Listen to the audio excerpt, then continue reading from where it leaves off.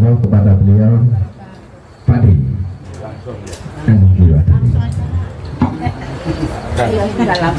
Pak Grapak lah, Pak Grapak.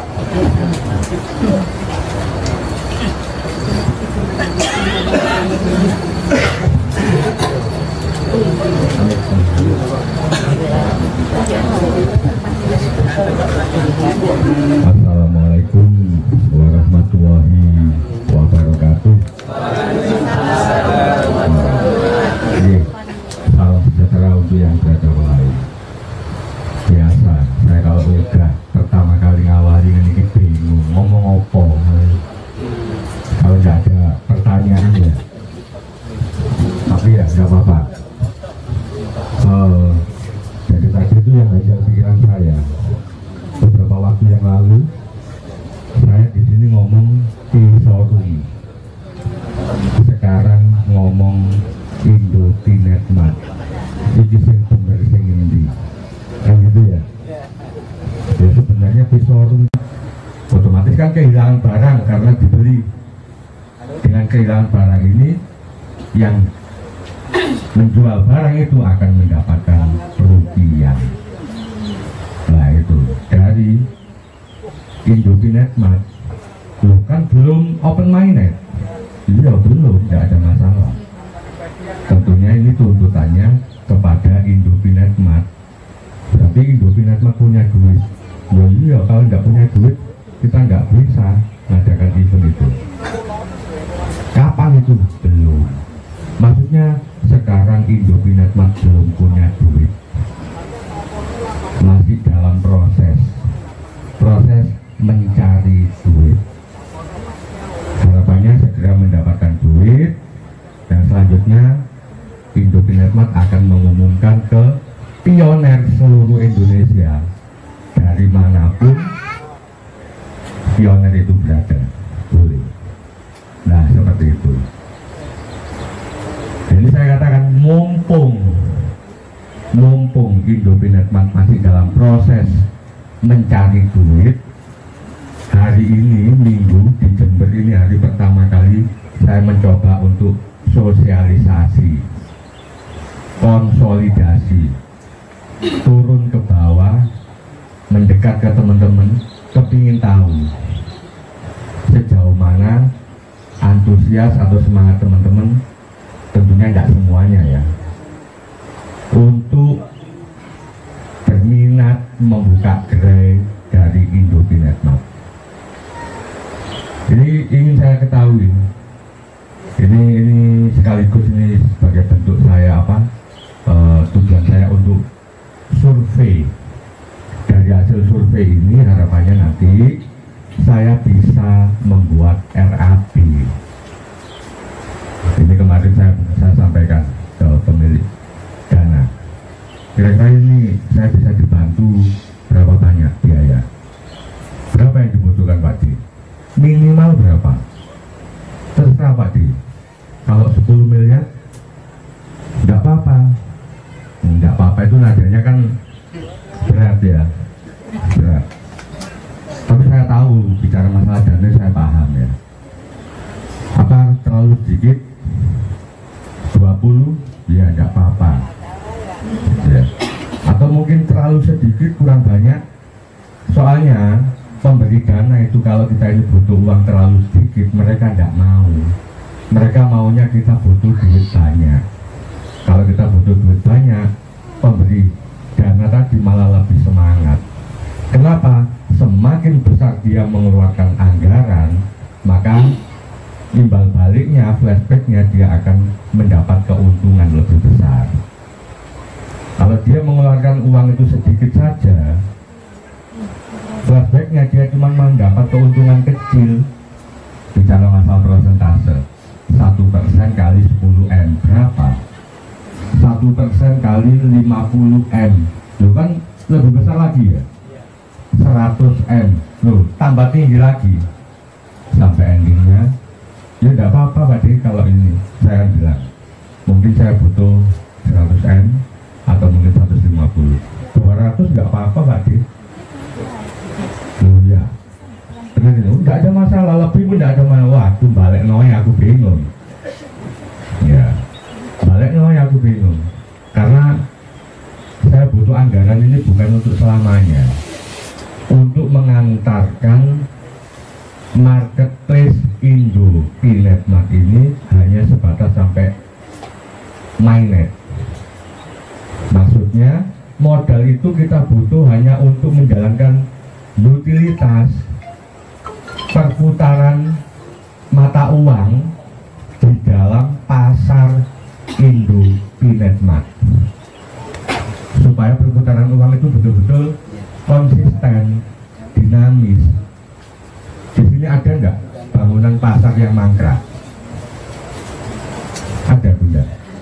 Pasar yang mangkrak yang sudah dibangun untuk merelokasi pedagang ke situ, akhirnya ya, pengembaliannya otomatis kan nyicil.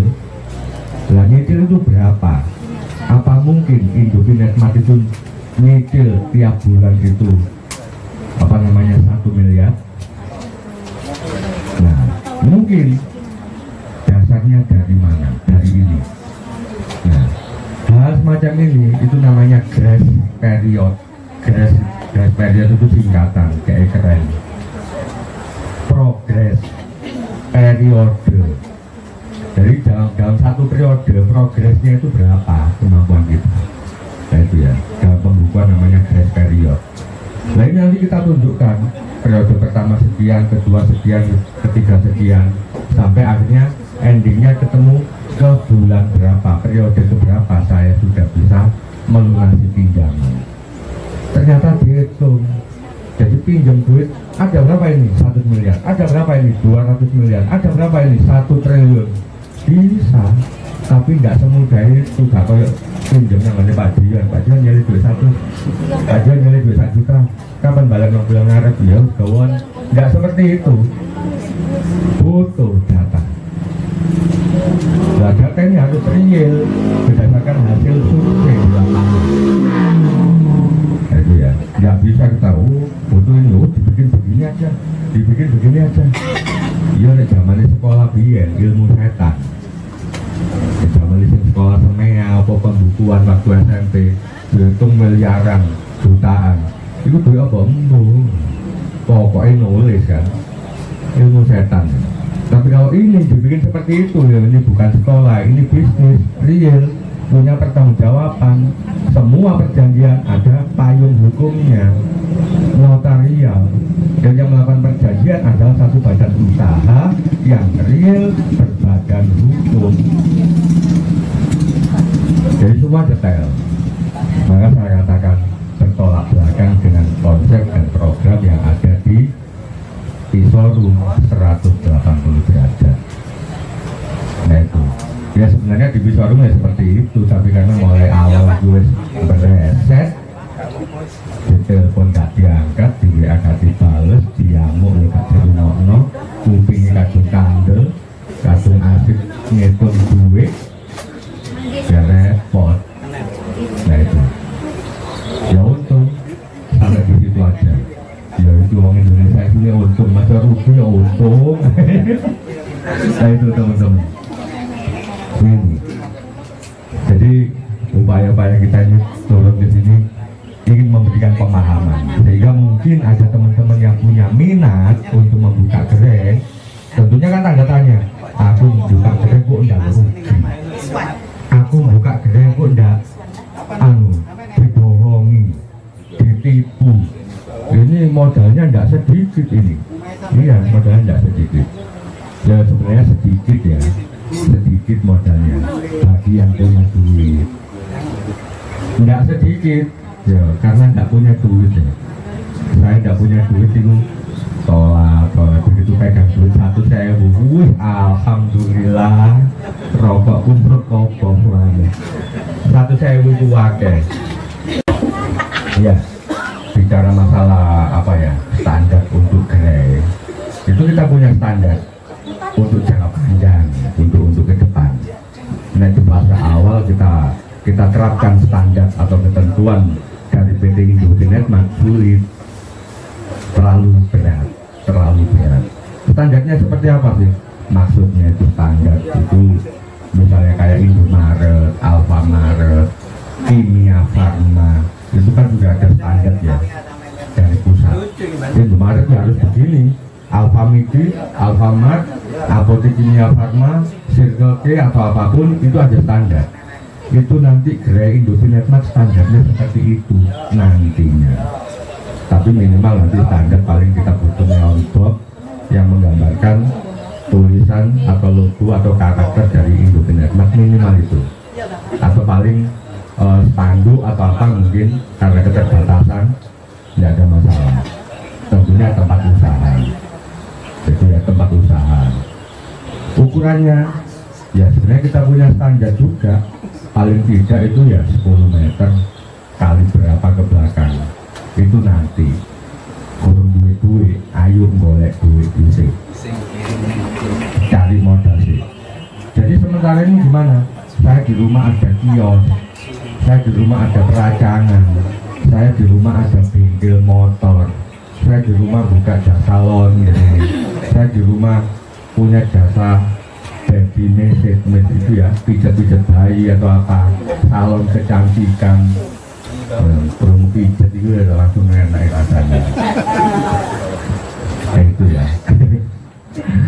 Nah terus apa ya, toko bangunan, toko emas, apapun ya semuanya yang sekiranya itu memang bisa memberikan manfaat untuk kehidupan kita sehari-hari sebagai ekosistem, sebagai komunitas, sebagai masyarakat yang notabene masih ambekan, masih hidup, ya monggo.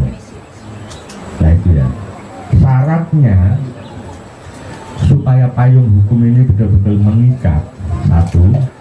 Yang kedua, mengingat P ini luar biasa, diharapkan pergerakannya itu akan cepat, pergerakan bisnis itu akan mampu berkembang cepat, lebih luas, paling tidak itu nasional, kan itu ya. Jadi nanti kita karena ini punya CV di sini, punya usaha di sini, saya mau mengembangkan usaha dagang saya di provinsi mana, di pulau mana, itu enak. Itu izin-izinnya itu enak, tinggal melengkapi aja. Jadi itu tadi nomor 1 syarat yang ditanyakan Mas John tadi itu harus berbadan usaha yang berbadan hukum, minimal CV. Apapun itu, perorangan atau bersama-sama, no problem. Kalau memang kuat modalnya, ya perorangan, keluarga. Kalau memang nggak kuat, ya ayo konsorsium, urunan, patungan. Nah ketika ini patungan, ya sebaiknya bikin CV atau akte pendirian yang baru. Tapi kalau di situ ada unsur kepercayaan, bolehlah. Saya punya CV juga. Nah, tapi tetap nanti harus ada perubahan akte. Perubahan akte nanti akan ada lembar lampiran yang akan melengkapi akte pendirian yang sudah ada. Jadi itu tadi minimal, kalau bukan minimal ya pokoknya syarat utamanya adalah berbadan hukum, minimal CV. Kalau ada yang PT dan PT itu bukan bungkus kacang, PT itu pernah bergerak atau apa, tapi sementara karena pasca COVID ini vakum, artinya pemiliknya kan punya kemampuan bisnis ya sudah, minimal punya pengalaman, boleh, tidak ada masalah. Akan segera kita kembangkan, ayo bersama-sama berkembang, bila perlu mengarah ke ekspor impor. Kita ini bicara masalah pi, tidak bicara masalah rupiah. Pergerakannya luar biasa. Pi ke depan real akan menjadi mata uang global. Sebagai mata uang global, pi ke depan satu-satunya mata uang yang ada di entitas IFS, berjalan di jaringan web 3 sebagai mata uang global. Pi satu-satunya mata uang yang akan mengcover kebutuhan keuangan secara global. Maka Pi juga sudah terdaftar di IMF dan Pi juga sudah diterima oleh semua negara di dunia ke depan sebagai mata uang yang bisa menjadi jaminan kolateral untuk menjaga volatilitas dari setiap mata uang yang ada, dari CBDC yang ada. Volatilitas itu pergerakan naik dan turun agar stabil dan terhindar dengan yang namanya deflasi ataupun inflasi. Itu. Maka kembali lagi bicara masalah grade minimal CV, karena pergerakan bisnis ini nanti akan sangat cepat berkembang ke seluruh Indonesia. Tapi yang PT jaga Indonesia aja akan bisa bersama-sama PT Indovinetmat menjalankan bisnis ekspor impor. PT Indovinetmat tidak membatasi. Pada hakikatnya PT Indovinetmat ya orang-orangnya ya sama dengan pionir-pionir yang ada.